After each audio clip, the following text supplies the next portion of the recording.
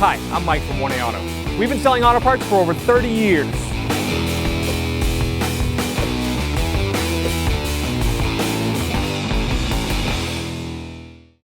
What's up guys? Here we have a 2003 Chevy Impala. We're going to be doing some videos today. If you need parts for your vehicle, check out 1aauto.com.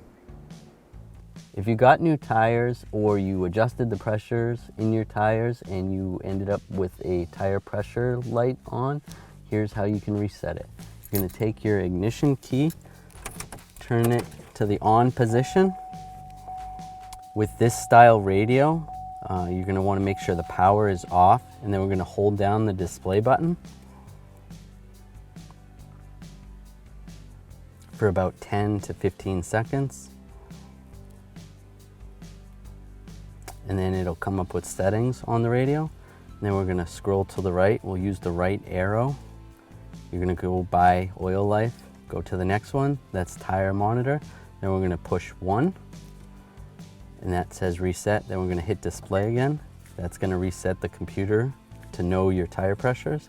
Then to get out of this menu, we will scroll through again until we find exit.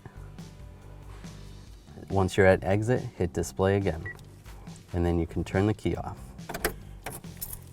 Thanks for watching.